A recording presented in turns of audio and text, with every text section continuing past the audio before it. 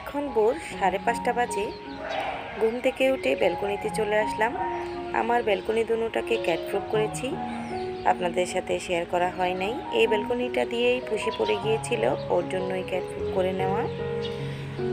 ঘুরে ব্যালকনিতে দাঁড়িয়ে হিমশীতল হাওয়ায় খুব ফ্রেশ ফিল করছিলাম এবং আরাম বোধ করছিলাম।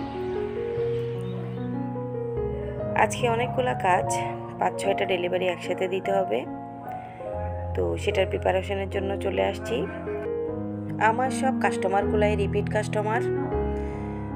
ওনাদের সুখে দুঃখে সবসময় আমাকেই স্মরণ করে।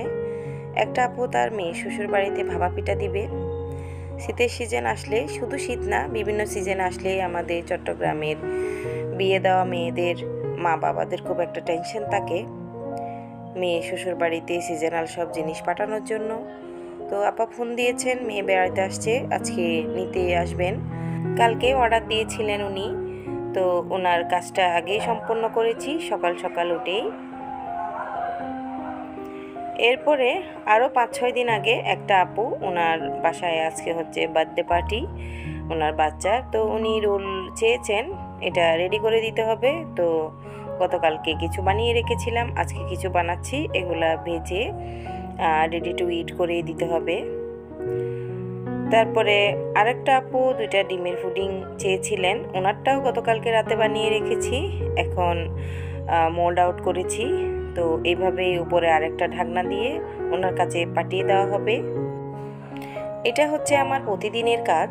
একটা দোকানের মধ্যে প্রতিদিনই আমাকে রেডি টু ইট করে খাবার দিতে হয়, রোল, সমোসা এবং সিঙ্গারা।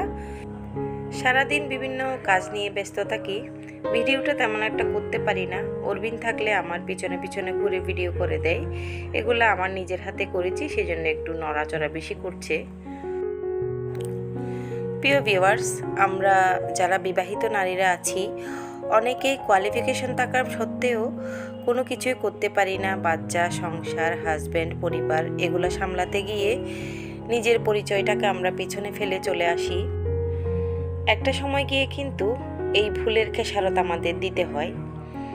তো তাই বলছি, বাবার টাকা হাজব্যান্ডের টাকার ডিফারেন্ট কিন্তু অনেক। বাবার টাকা যখন খরচ করতেন তখন কাউকে হিসাব দেওয়া লাগতো না, আর এখন হাজব্যান্ডের টাকা যখন খরচ করি তখন পাই পাই করে সবাইকে হিসেব দেওয়া লাগে। তো আমাদের নারীদের জীবনই আসলে ওরকম, ত্যাগের মধ্য দিয়ে আমরা শুরু এবং ত্যাগ দিয়ে আমরা শেষ।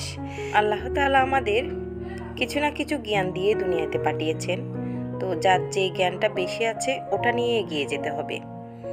আমার যে জ্ঞান আছে আমি ওটা নিয়ে আগাচ্ছি, আপনাদের যে জ্ঞানটা আছে ওটা নিয়ে আগাবেন। বিস্তারিত পরের ভিডিওতে বলবো। আজকে এই পর্যন্তই। আল্লাহ হাফেজ, আসসালামু আলাইকুম।